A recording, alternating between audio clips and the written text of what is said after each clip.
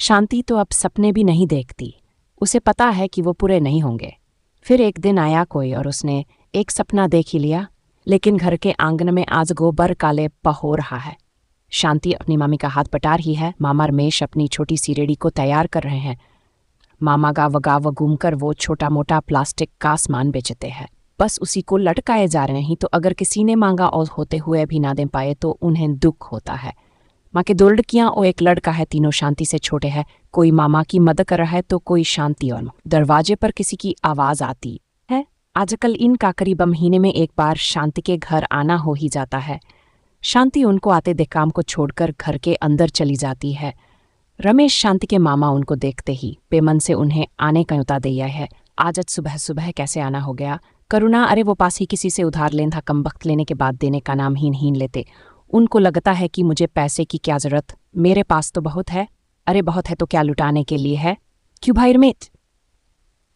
करुणा बात बात में हर बार अपने दिन होने का बखान कर नहीं भूलता। एक शादी पहले ही कर चुका है, पत्नी अभी इस दुनिया में नहीं रही, वो उससे शादी करना चाहता है। यह बात का इशारा वो कई बार कर चुका है। बात बात में अपनी बात छेड़ता है, लेकिन शांति के मामा को वो बिल्कुल भी पसंद नहीं। शांति से उम्र में 2 गुने से भी बड़ा है।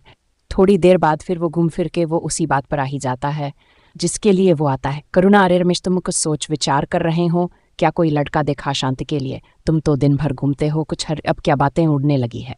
रमेश, अरे कैसी बातें? करुणा, अरे भाई मैंने सुना अब यह बात उड़ गई है। शांति शुभ नहीं है, कोई दोष है। एक तो माँ गुजर गई, दूसरा जब से यहाँ है या बस तुम भी परेशान हो, कोई तरक्की नहीं हुई है।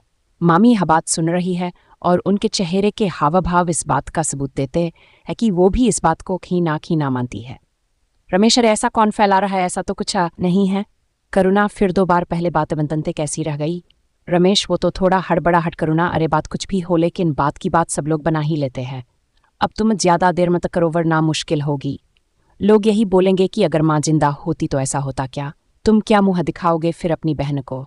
रमेश गरीब और फिर उसकी बहन की जवान बेटी की जिम्मेदारी उसके ऊपर। पिता तो जाने कहाँ छोड़ गया। माँ के जाने के बाद उसने कोशिश की लेकिन कहीं बात बन नहीं रही थी। शांति दिख उठने की बहुत अच्छी थी, भली लड़क ई थी, किन कुछ था जो आड़े आ रहा था। रमेश को भी अब लगने लगा था कि उसे से जल्द कुछ करना होगा। शांति की मामी का भी व्यवहार कुछ बदला सा था। यह बात शांति को भी दिखाई दे रही थी। मामा और मामी की बातें भी उस बारे में होती थी, खुसर फुसर ही सही, लेकिन शांति को पता था कि उसकी वजह से परेशानी अब बढ़ने लगी है। शांति की मामी ने एक सुबह शांति को उसकी बहनों के साथ बाजार कुछ लेने के लिए भेज दिया। मामा सुबह फिर जाने की तैयारी कर रहे थे, सजा रहे थे अपनी रेडी। मामी, कुछ विचार करो, क्या बस रेडी में ही लगे रहोगे मामा? और कुछ है क्या खजाने में? अपना खाना पीना बीच अनाज इसी से तो चलता है। मामी, मैं भी वही कह रही हूँ। तुम कहीं के राजा तो हो नहीं, और ये तुम्हारी भांजी भी कहीं की राजकुमारी तो नहीं, तो जब उसे वो आदमी पसंद तो क्यों मुंह घुमाए बैठे हो? ठीक ठाक रुपया पैसा भी है, रिश्ता कौन सा? अच्छा, करुणा की बातें तुम्हें समझ नहीं आती कि वो शांति को जोरू बनाना चाहता है। मामा, तुम पागल हो कहीं? बड़ा है वो शांति से, ऐसे ब्याह करा दिया तो लोग क्या कहेंगे? और काहे का पैसा है, उसके दिखावा ज्यादा है। मामी, अरे तुमसे तो ज्यादा है, कुछ भी करके कम से कम बसर कर ही लेता है। तुम सारी जिंदगी भी रेडी पर चप्पल घिसो, फिर तुम उसके जैसा मकान नहीं बना पाओगे। फिर उम्र निकल गई तो जो आया है वो भी नहीं मिलेगा। मामा, क्या उम्र है? 20 की होगी, अभी तो समय है। मामी, ठीक है फिर क्रोमन मानी, देखती हूँ कि कौन सा राजकुमार लाते हो इसके लिए। खुद की 2 बेटियां हैं, उनकी परवाह भी नहीं। यह सारी बातें सोचने पर मजबूर तो कर रही है, लेकिन फिर भी अभी उसने सोचा है कि लड़की के लिए जो अच्छा होगा उसकी पसंद का होगा। शांति के मन को बात कोई नहीं समझता। लगता है जैसे उसे समय देखने का अधिकार घर वाले ने छीन लिया। वो सब की मर्जी में राजी है, हालांकि किसी कोने में उसे भी इंतजार। वो जानती है जो सोचा वो पूरा नहीं होगा, लेकिन फिर भी एक छोटी सी आशा कादी पजलाकर बैठी है। और एक दिन कुछ ऐसा ही होने जा रहा था। एक दिन सुबह सुबह ही उनके दरवाजे पर कोई आया, जो पास के गांव का था, उनका परिचित। बातचीत में उसने बताया कि एक परिवार को आपकी लड़की तस्वीर दिखाई। परिवार अच्छा खाता पिता है, लड़का भी मेहनती है, बस एक आखिरी लड़का है। उनके परिवार में शादी की बात चलाओ आप कहे तो रमेश तो जैसे जिंदा हो गया हो, आंखें चमक गई। रमेश, अरे क्यों नहीं, जब वो आना चाहे आ सकते हैं। कुछ छिपाना नहीं, हमारी स्थिति बता देना, हम लड़की दे सकते हैं, बस कुछ भी देने की हमारी हैसियत नहीं है। परिचित, अरे वो सब मैं बात कर लूंगा। तय किए दिन पर लड़के और उसके परिवार के लोग आए। जैसे सपने खुद पूरा होने आए गए हो अपने आप। उसने तो छोड़ दिया था सब भाग्य के भरोसे पर, जैसे कोई राजकुमार ही आ गया हो उसे अपनाने। शांति ने उसे सिर्फ कुछ सेकंड के लिए ही झलकियों में हो देखा था और फिर बड़ों ने बात को तय करना शुरू कर दिया था। शांति अब चुपचाप कमरे में बैठी मंद मंद मुंह मुस्कुरा रही है। उनके जाने के जैसे मामा को एक अलग तरह का सुकून मिला हो। शांति के पास सिर्फ देखा, उसके देखने भर से वो समझ गए कि शांति को लड़का पसंद है। वो वाले से अब यही दुआ कर रहा है कि अब उसका घर बस जाए, कोई मुश्किल ना हो। शादी वाला दिन आ ही गया।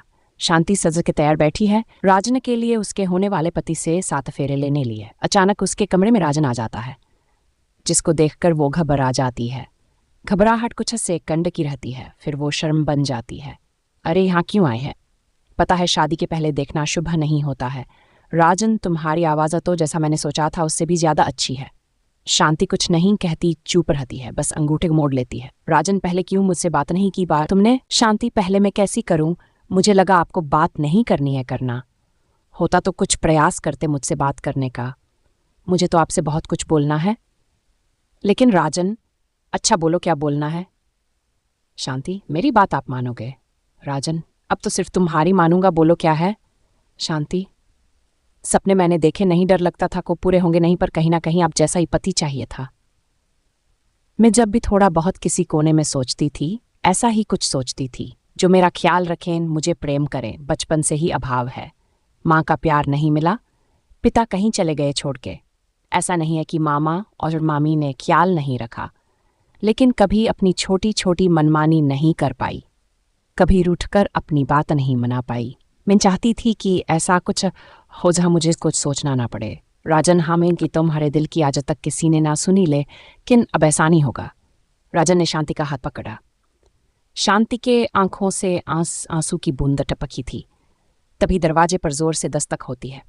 बाहर मामी है, ऐसे बुला रही फिर के वो बड़ा कर उठती है और दरवाज़ा खोलती है। मामी उसे ले जाती है आंगन में जो फिर जहाँ उसका दूल्हा बैठा है। शांति जाकर बैठती। पंडित जी अपना काम शुरू कर देते हैं। मामा बैठे हैं अपना मुरझाया चेहरा लेकर।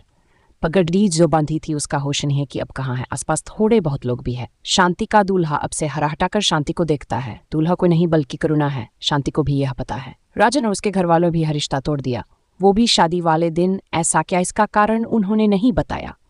कहा कि उनके घर में कुछ अनहोनी हो गई, अभी हमें माफ करें।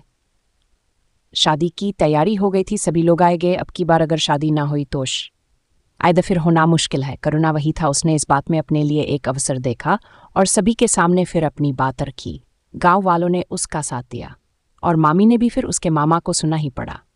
शांति को यह बात पता चल लगी थी। उस समय कमरे में वो कल्पना कर रही थी, अगर सब ठीक होता तो वो राजन से किस तरह बात करती। वो 10 मिनट की कल्पना उसकी मन की थी। वो उसके मन चाहे 10 मिनट थे। उसके बाद एक बार फिर वो चल पड़ी अपनी किस्मत के साथ लड़ने। मेरे प्यारे दोस्तों, आप लोगों को हमारी यह वीडियो कैसी लगी प्लीज़ हमें कमेंट सेक्शन में ज़रूर बताना और हमारी वीडियो को लाइक करना है। हमारी यह कहानियाँ आपका मनोरंजन करने के साथ दिशा भी देंगी, तो बने रहिए हमारे साथ और हमारे प्रयास को सफल बनाएं।